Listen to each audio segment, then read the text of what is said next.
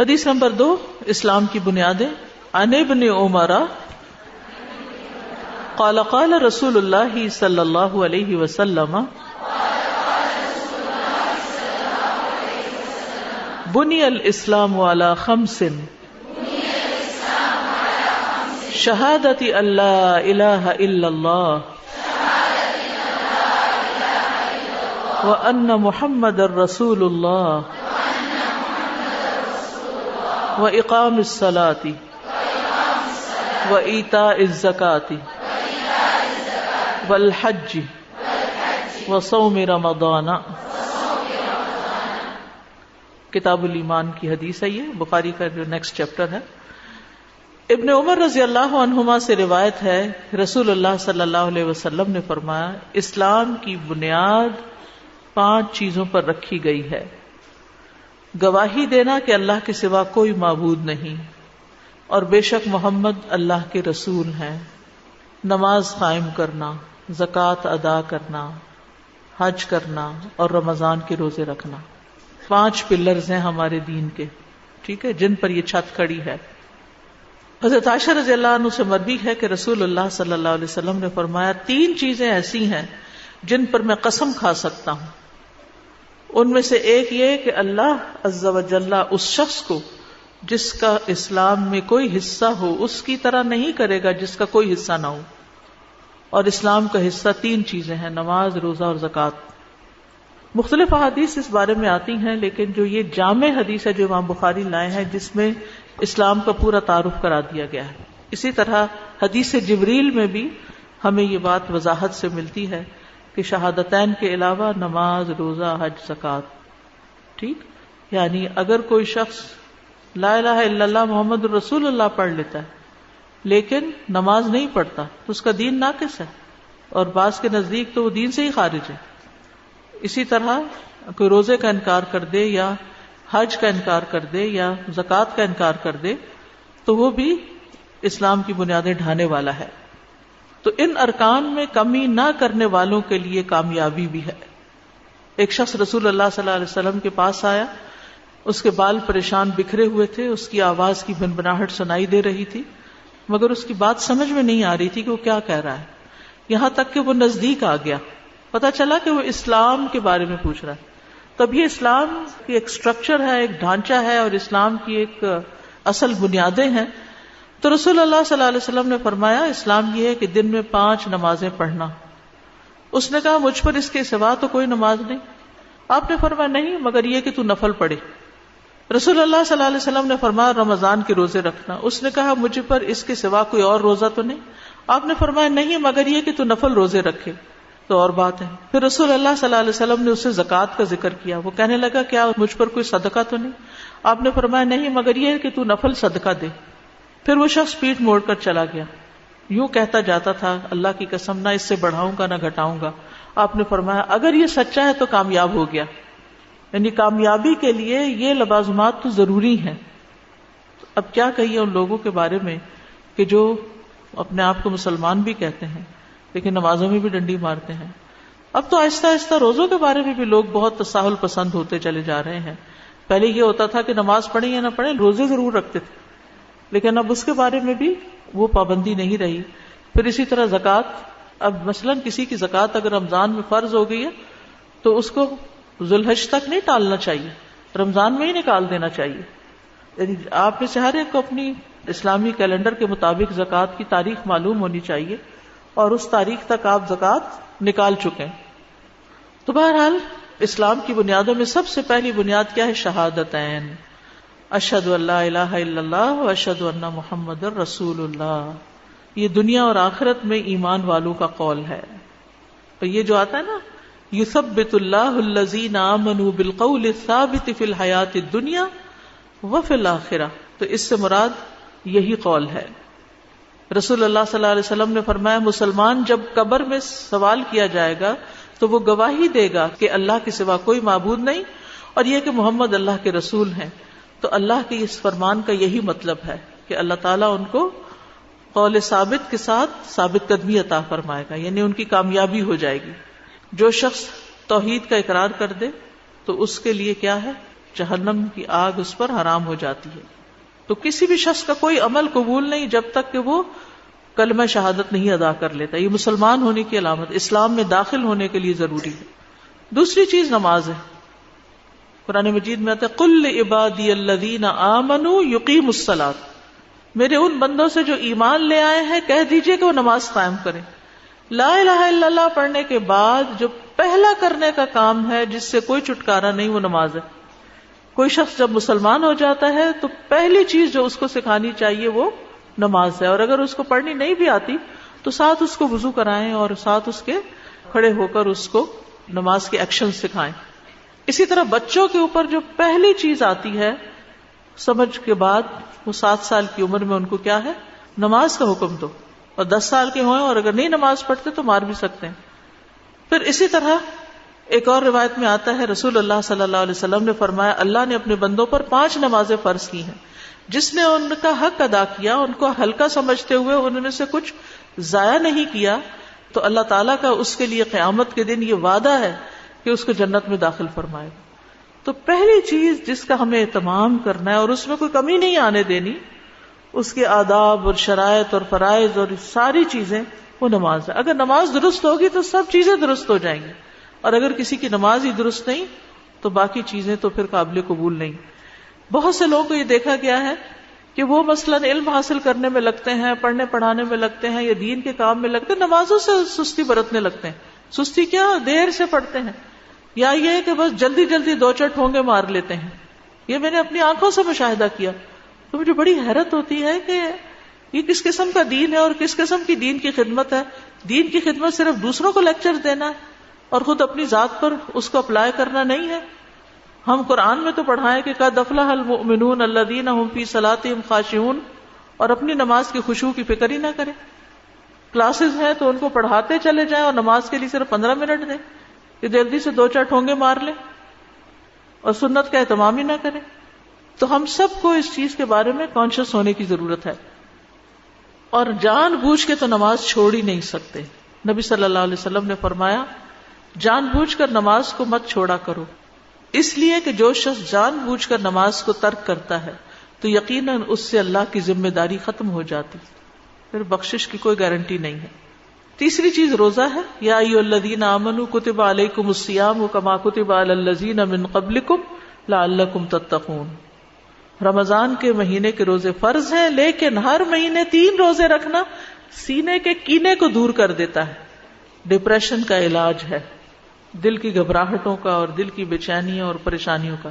چاہے ایام 20 کے رکھ لیں، چاہے سوموار جمعرات کا رکھ لیں، یعنی ہر مہینے ہر ہفتے 1 روزہ رکھ لیں. تو نیت میں اور ارادے میں رکھیں، کیونکہ ان 3 روزوں کی فضیلت بہت ہے.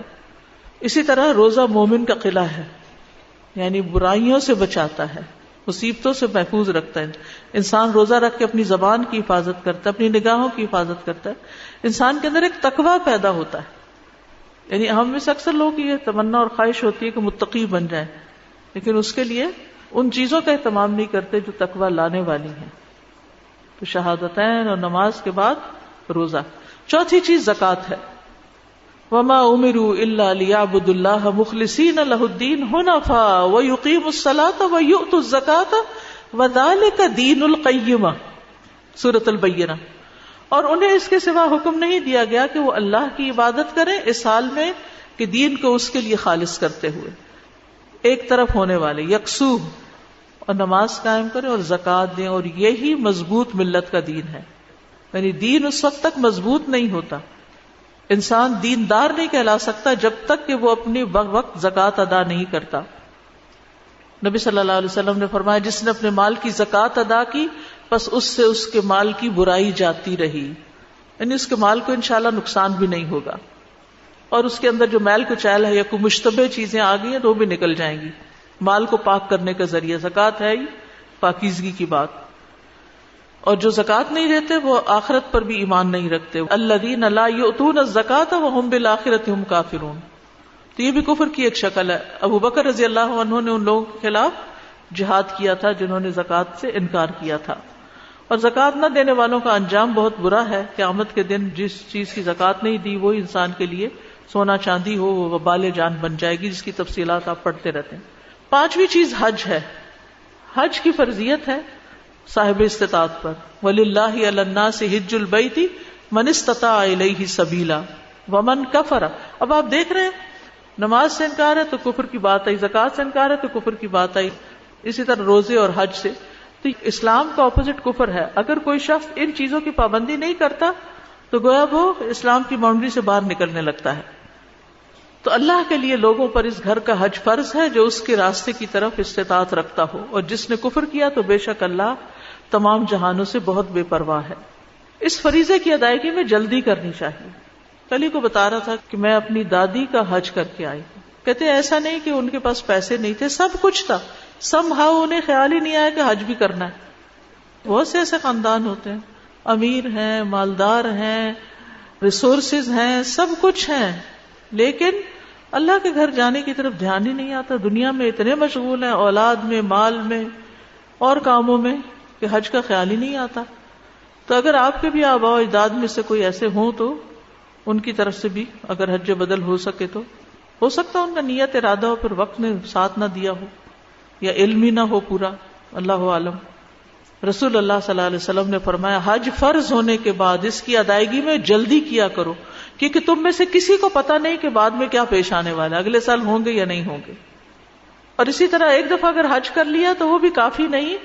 رسول اللہ صلی اللہ علیہ وسلم نے فرمایا یقیناً اللہ تعالیٰ فرماتے ہیں جب میں بندے کو اس کے جسم کے لحاظ سے صحت دوں اور اس کی معیشت میں وسعت دوں اور اس پر 5 سال گزر جائیں اور وہ میری طرف نہ آئے تو وہ محروم ہے۔ جسمانی صحت میں فٹ ہو اور پیسے بھی ہوں تو دوبارہ بھی حج ریپیٹ کرنے میں کوئی حرج نہیں، اور حج مبرور کی جزا جنت کے سوا کچھ نہیں۔ تو یہ مختصراً اسلام کی بنیادی پلرز ہیں جن کا آپ کو تعارف پہلے سے ہے، لیکن یاد دہانی کرائی گئی۔ یہ باتیں میں اس لیے بھی آپ کو چند ایک بتا رہی ہوں، ہر ایک کے بارے میں موٹی موٹی، تاکہ آپ اپنے بچوں کو بھی ایجوکیٹ کر سکیں، جو آپ کی میڈز ہیں، سرونٹس ہیں، ان کو بنیادی دینی علم جو ہے وہ آپ دے سکیں۔ یہ وہ علم ہے جس کا سیکھنا ہر مسلمان پر فرض ہے، کہ دین کی بنیادوں کو جانیں اور ان پر عمل کریں۔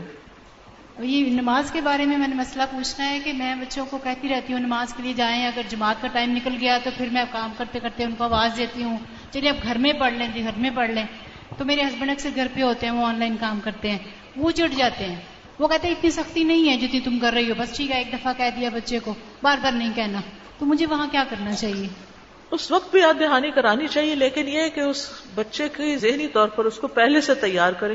صرف نماز کا وقت آنے پر ہی پیچھے پڑ جانا کافی نہیں ہوتا، لیکن یہ کہنا کہ چھوڑ دیا جائے تو یہ بھی ٹھیک نہیں ہے۔ بچے تھوڑی ہی دیر میں بھول جاتے ہیں۔ میں تو الحمدللہ جب سے انہوں نے ہوش سنبھالی میں تو نمازیں پڑھتی ہوں، ان کو نظر آئی ہوں، ان کی تربیت بھی میں نے کی، اپنی طرف سے میں نے پوری کوشش کی۔ اس کے لیے ضروری نہیں کہ آپ زور زور سے آوازیں لگائیں گھر میں اور شوہر بھی سنے اور دوسروں کو بھی پتہ چلے، بچے کے پاس جا کے ہلا کے اس کو اٹھا دیں۔ السلام علیکم استاذہ۔ وعلیکم السلام۔ استاذہ جیسے ہماری عبادات میں سے ساری عبادت بہت امپورٹنٹ ہے، ان کی اپنی اپنی فضیلت ہے، تو ان سب میں جو روزہ ہے وہ واقعی میں بہت بڑی ہمارے لیے موٹیویشن ہوتی ہے، وہ ریمائنڈر ہوتا ہے۔ جب ہمارا روزہ ہوتا ہے تو ہمیں یاد رہتا ہے میں نے یہ چیز نہیں دیکھنی، میں نے اس چیز کو نہیں جھانکنا، یا میں کسی کی جاسوسی نہ کروں، تو یہ چیزیں بار بار وہ ریمائنڈر رہتی ہیں۔ تو جیسے آپ نے کہا کہ 3 دن کے روزے ہمیں رکھنے چاہیے، تو یہ واقعی میں رکھنا ہمارے لیے ہی فائدہ ہے، کیونکہ ہمارے لیے وہ ریمائنڈر رہتا ہے ہمیں۔ مومن کے لیے قلعہ ہے، اور قلعہ حفاظت کرتا ہے نا، یعنی اگر آپ اس میں قلعے میں آ جاتے ہیں تو آپ بہت سے شر سے اور عذاب اور مصیبت سے بچ جاتے ہیں۔ میں جانتی ہوں خاتون کو جو 80 سال سے اوپر ان کی عمر ہے، اور ماشاءاللہ وہ ہر سوموار اور جمعرات کو روزہ رکھتی ہیں اور ٹھیک ٹھاک ہیں، کچھ بھی نہیں ہے ان کو۔ تو صرف یہ کہ توجہ کرنے کی ضرورت ہے۔ مثلا میں اتنے مصروف ہوتے ہیں کہ میں بھول ہی جاتا ہے ایام 20 کہاں گئے اور سوموار جمعرات کہاں گئی، لیکن یہ ہے کہ اگر ایک کلچر ڈیولپ کر لیں گھر میں یا جس ماحول میں آپ رہتے ہیں، آپ پڑھتے پڑھاتے ہیں، تو اپنے اسٹوڈینٹس کے ساتھ مل کے، کیونکہ ایک اجتماعی عبادت میں ذرا آسانی ہو جاتی ہے۔ تازہ مجھے یہ سوال کرنا ہے کہ اگر کسی نے حج کے لیے پیسے جمع کروائے ہیں، قرآن اندازی میں اس کا نام نہیں نکلا اور اگلے سال اس کی ڈیتھ ہو جاتی ہے یا وہ نہیں جا تو سکتا، جو بدل کر لیا جائے اس کی طرف سے، کوئی اور کر لے اس کی طرف، کوئی اور اس کی طرف سے۔ آپ نے بتایا نا کہ ہم کسی کے لیے حج کر سکتے ہیں، تو اس کا پھر ثواب ہمیں ہوتا ہے؟ جی، کرنے والے کو ملتا ہے اور جس کے لیے کیا اس کو بھی ملتا ہے۔ جو لوگ کشادگی کے باوجود ہر سال حج کر رہے ہوتے ہیں اور جرمانہ بھر کے جا رہے ہوتے ہیں، تو ان کے بارے میں آپ کیا کہیں گے؟ بہت سے لوگ یعنی حج کرتے ہیں تو یہ ان کی اپنی چوائس ہے، وہ چاہیں تو اپنا مال کہیں اور لگائیں اور چاہیں تو حج کر لیں، یعنی ان کو ہم تنقید نہیں ان کے اوپر کر سکتے. ہر ایک اللہ کا قرب چاہنے کے لیے اپنے وسائل کے مطابق کوئی طریقہ اختیار کرتا ہے. اگر ان کی نیت اللہ کی رضا ہے تو حاصل کریں. حدیث نمبر 3 توحید. ان عبد اللہ رضی اللہ عنہ قال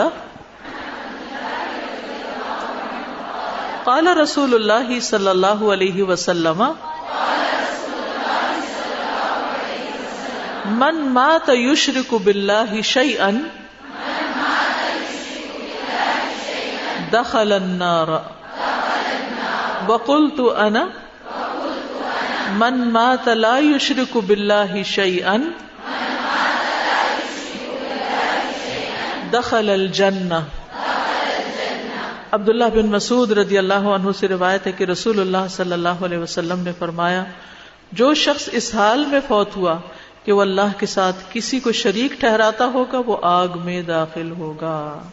اور میں کہتا ہوں، یہ راوی کہتے ہیں، جو شخص اس حال میں فوت ہوا کہ اللہ کے ساتھ کسی کو شریک نہیں ٹھہراتا وہ جنت میں داخل ہوگا.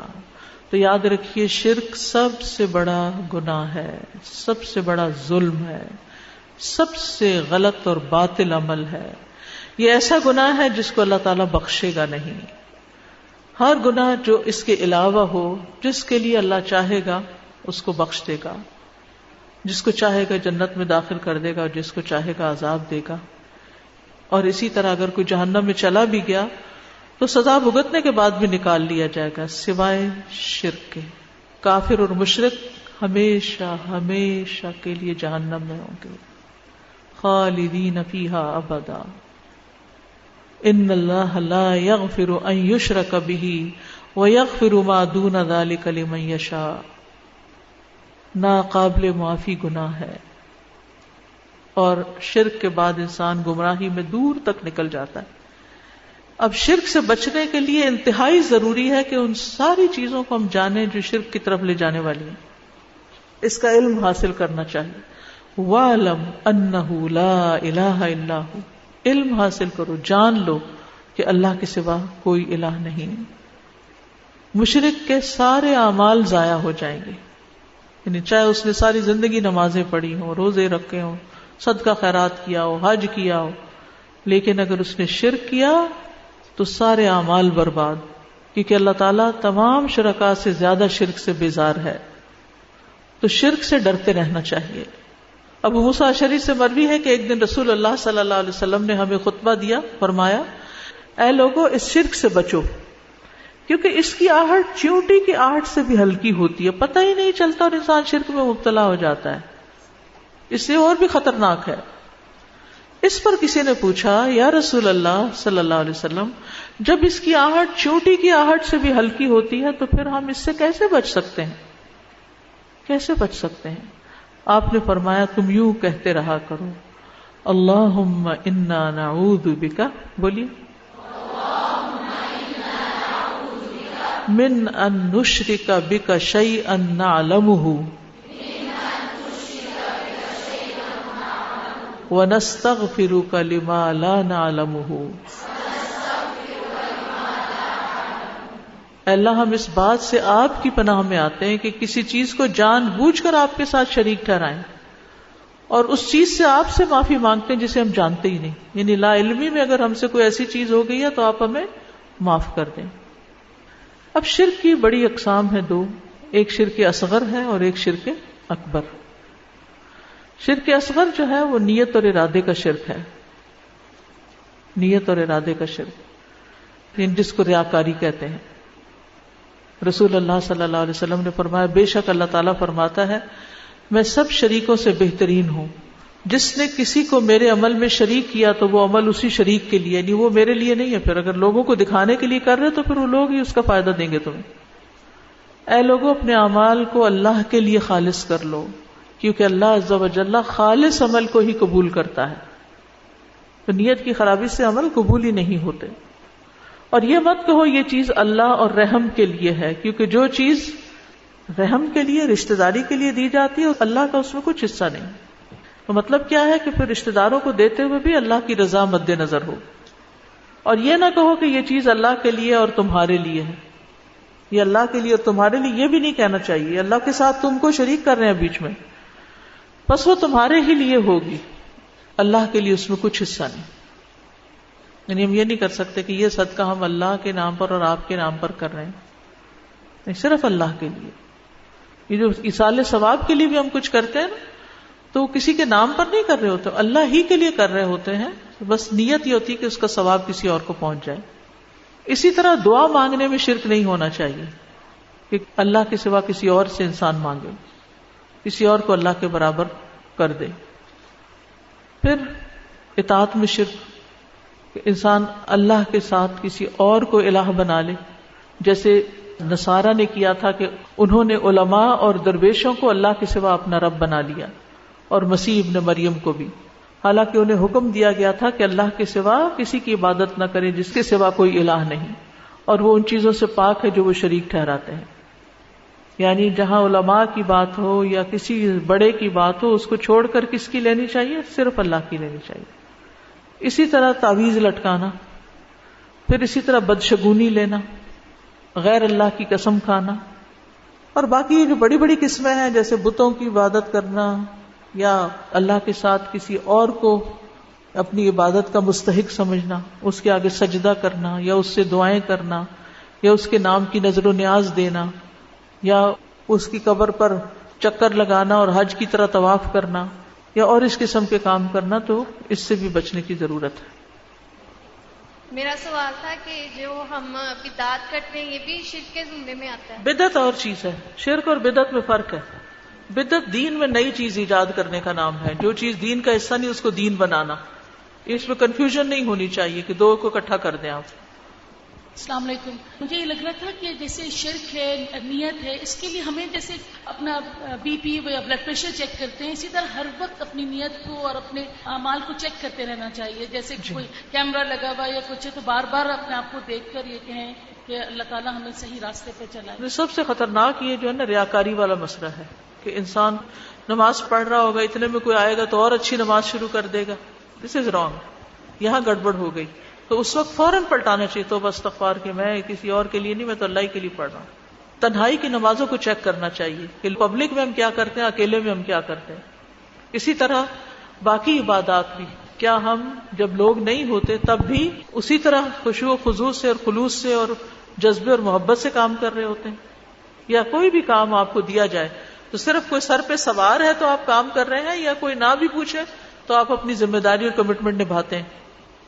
ابھی جو آپ نے ریاکاری کی بات کہی، اس میں یہ سیلفیاں بھی آپ دیکھیں کہ عبادت کرنا اور اس میں سیلفیاں فیس بک پہ لگانا، اس کی کوئی سمجھ نہیں آتی کہ عمرے پہ جا رہے ہیں اور سیلفیز بنا بنا کے شیئر کر رہے ہیں، اسٹیٹس اپ ڈیٹ کر رہے ہیں لوگوں کو دکھانے کے لیے. تو یہ سب کچھ نہیں نا.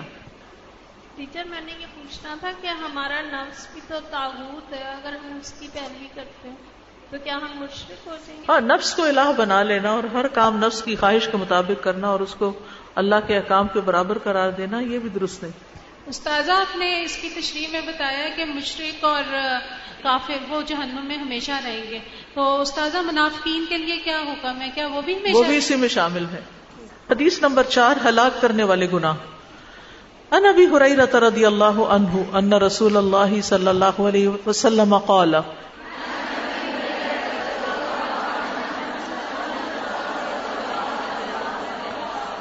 اجتنبوا الموبقات الشرک باللہ والسحر. ابو ہریرہ رضی اللہ عنہ سے روایت ہے کہ رسول اللہ صلی اللہ علیہ وسلم نے فرمایا، تباہ کر دینے والی چیزوں سے بچو، اللہ کے ساتھ شرک اور جادو. یعنی شرک کے علاوہ جادو بھی کبیرہ گناہوں میں سے ہے، اور بہت سے لوگ اس میں مبتلا ہو جاتے ہیں. آج جس کے پاس بیٹھو وہ کہتا ہے مجھ پہ جادو کیا گیا، تاکہ میں سوچتی ہوں کوئی کرنے والا بھی تو ہوگا. اگر ان کی بات سچی ہے تو کوئی کرنے والا تو ہے نا. تو وہ کسی کو پریشان کر کے خود اپنی کس قدر ہلاکت کا سامان کر رہا ہے. کوئی حسد میں کرے یا کسی بھی اعتبار سے کرے. تو اجتنبو کا مطلب ہوتا ہے کنارہ کشی کرو، دور رہو، دور، اس کے قریب بھی نہ پھٹکو، اس میں گرفتار ہونے سے بچو. تو شرک کے بارے میں تو تھوڑی سی بات اوپر ہوگی. جادو کیا ہے؟ یہ گرہیں لگانا ہے، گرے لگانا، دھاگوں میں کچھ پڑھ کے گرے لگانا جادو ہے. اور دم جھاڑ جس میں پھونکے ماری جاتی ہیں، وَمِن شَرِّ النَّفَّاثَاتِ فِي الْعُقَدِ، یہ جادو ہے جو قرآن میں جس کا ذکر کیا گیا ہے. اللہ کے اذن کے ساتھ ایسے کاموں سے بعض اوقات نقصان بھی ہو جاتا ہے. نفع نقصان اللہ کے ہاتھ میں، جادوگر کے ہاتھ میں کچھ نہیں. وَلَا يُفْلِحُ السَّاحِرُ حَيْثُ أَتَىٰ. تو اللہ تعالیٰ اگر چاہے کسی کو نقصان پہنچانا تو وہ نقصان بھی پہنچ جاتا ہے. جادو کفر ہے. جادو کیا ہے؟ کفر ہے. کبیرہ گناہوں میں سے ایک بڑا گناہ ہے، بڑی مصیبتوں میں سے ایک مصیبت ہے. یہی وجہ ہے کہ صحابہ رضی اللہ عنہم جادوگروں کو قتل کر دیتے تھے، اور جادوگروں کی سزا کی حد قتل سمجھتے تھے. یعنی جادوگر کو پکڑا جاتا تو اس کو مار دیا جاتا تھا.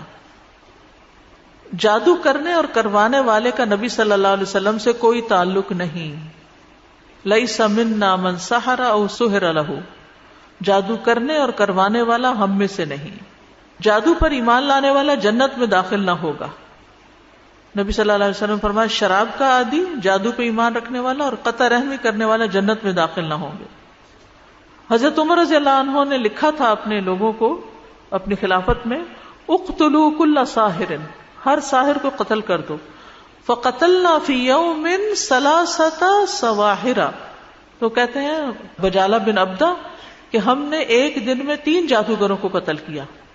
یعنی آپ سوچئے اس دور میں بھی ایسے لوگ موجود تھے.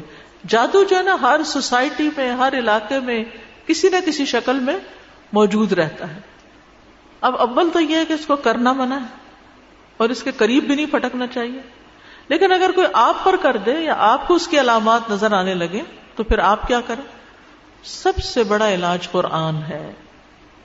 جادو کا سب سے بڑا علاج قرآن میں. ہو سکتا ہے 3 دن میں قرآن ختم کر لیں، 10 پارے روز پڑھ لیں اور ریپیٹ کریں اس عمل کو. میں نے کسی اسکالر کا سنا تھا کہ وہ اسی طریقے سے علاج کرتے تھے اور اس سے طبیعت بھی سخت خراب ہوتی ہے اور الٹیاں شروع ہو جاتی ہیں اور کافی کرائسس ہوتے، لیکن اس کے بعد یہ کہ مریض شفا پا جاتا. کیونکہ قرآن جو ہے قل ھو للذین آمنوا ھدی وشفاء، اس پر ہمارا ایمان ہونا چاہیے. یہ قرآن ہدایت کی کتاب بھی ہے اور شفا بھی ہے. وَنُنَزِّلُ مِنَ الْقُرْآنِ مَا هُوَ شِفَاءٌ وَرَحْمَةٌ لِّلْمُؤْمِنِينَ.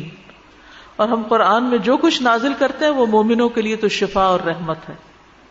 تو ایمان لا کر اس پر کہ یہ شفا کا ذریعہ ہے قرآن پڑھیں. رسول اللہ صلی اللہ علیہ وسلم ایک مرتبہ حضرت عائشہ کے پاس تشریف لائے تو دیکھا کہ ایک عورت عائشہ رضی اللہ تعالی عنہا کا علاج کر رہی ہے، ان کو دم کر رہی ہے. تو آپ نے فرمایا کتاب اللہ کے ساتھ اس کا علاج کرو، کتاب اللہ کے ساتھ. پھر کتاب اللہ میں سے بھی خاص طور پر سورۃ الفاتحہ اور البقرہ اور معوذتین. رسول اللہ صلی اللہ علیہ وسلم نے فرمایا کہ سورۃ البقرہ پڑھا کرو کیونکہ اس کا پڑھنا باعث برکت ہے اور اس کا چھوڑنا باعث حسرت ہے، اور جادوگر اس کو حاصل کرنے کی طاقت نہیں رکھتے. اجوا کھجور سے علاج. جو شخص صبح کے وقت 7 اجوا کھجوریں کھائے گا اس روز جادو اور زہر سے بچا رہے گا. پھر بیری کے پتوں سے علاج. بیری کے 7 پتے لے کے 2 پتھروں کے بیچ میں کوٹ کے یا ان کو گرائنڈ کر کے پانی ملا دیں اس میں، اس پر آیت الکرسی اور 3 کل پڑھیں، سورۃ فاتحہ پڑھیں، 3 گھونٹ پی لیں اور باقی جسم پہ بہا لیں تو انشاءاللہ اس سے بیماری ختم ہوگی. اور یہ بھی ریپیٹڈلی کریں. جادو کا علاج جادو کے ساتھ نہیں کرنا چاہیے، یعنی کہ ایسے کاہنوں کے پاس نہیں جانا چاہیے کہ جو جادو کے طریقوں پر عمل کر کے آپ کا علاج کریں. کاہنوں اور نجومیوں کے پاس جانے کی ممانعت ہے. جو ایسے نجومی کے پاس جائے اس کی 40 راتوں کی نماز قبول نہیں ہوتی. ایک اور روایت میں آتا ہے جو کسی کاہن یا نجومی کے پاس جائے اور اس کی باتوں کی تصدیق کرے تو گویا اس نے محمد صلی اللہ علیہ وسلم پر نازل ہونے والی شریعت سے کفر کیا. تو غیر شرعی جھاڑ پھونک کے ذریعے علاج کروانے کی ممانعت ہے.